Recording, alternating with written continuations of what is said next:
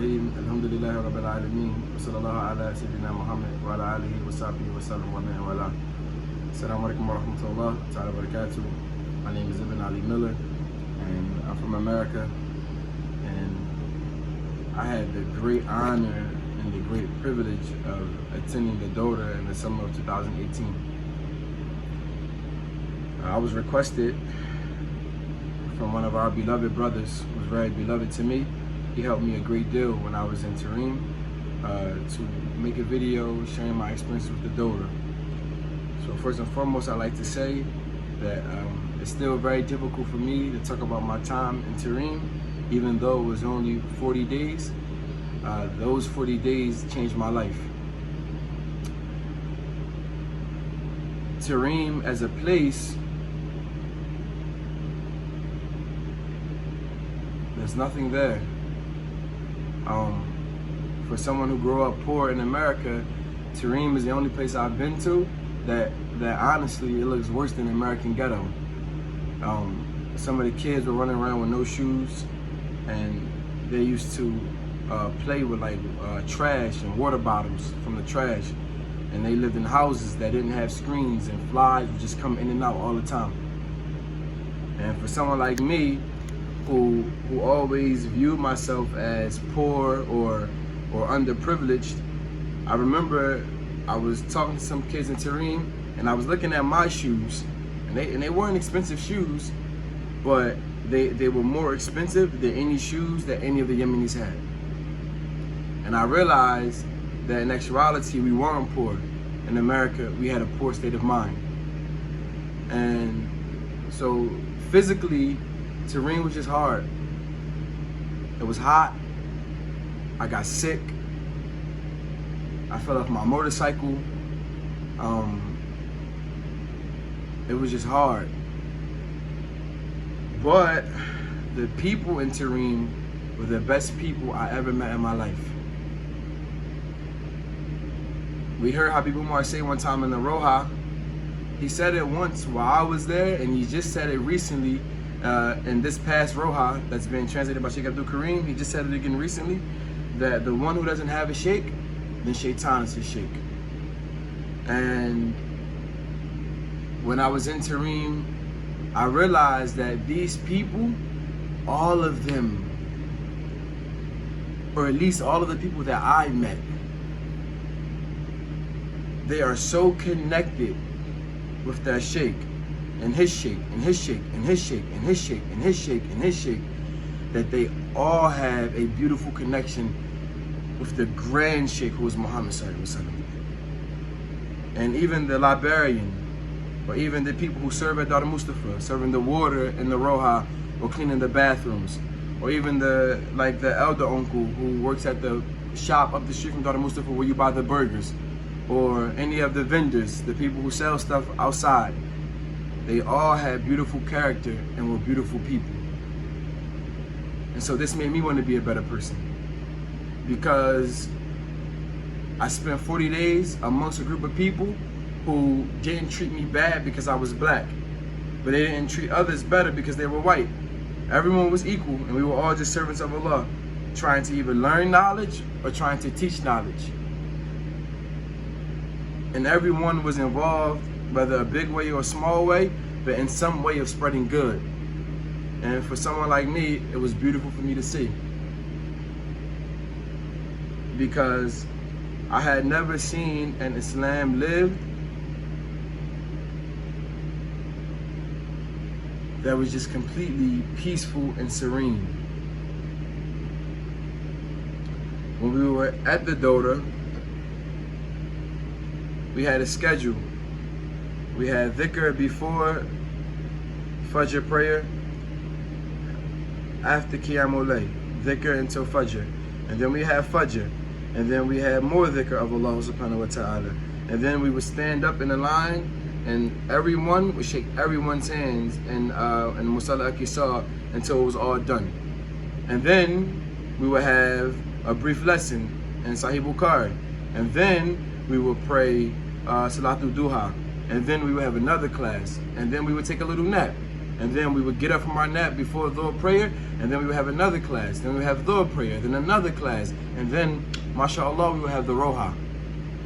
We would have the Roha. And then we would have the Roha, and then to the Roha it would end. And sometime after that, we would have Dhikr again, then we would have Maghrib. And sometimes after Maghrib, we would see Habib Umar in the courtyard. And then we would have Isha, and after Isha, the city was shut down. And we would go back to the daughter house, or some people would stay in the dar to do our independent studies. And that tartib, when I first got there, was very difficult for me. But when I left, that tartib was a tartib that I decided to live my life by.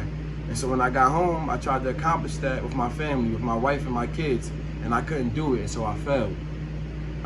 I tried to do the whole tartib, and I couldn't do it. So then I modified it and took it down some, and then I still couldn't do it. And then I modified it even more and took it down, and I still couldn't do it. All the way till I got to the point where I didn't do the tartib at all. And so a light bulb went off in my head.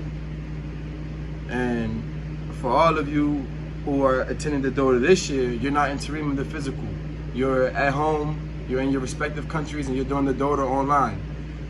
Well, one piece of advice that I want to give, because it's something that helped me, and it's something that has been, we believe it'll be a part of our salvation. We decided to connect with the people who connected us to Tareem. So when I realized that I couldn't accomplish the tartib all by myself, I moved my family across the country.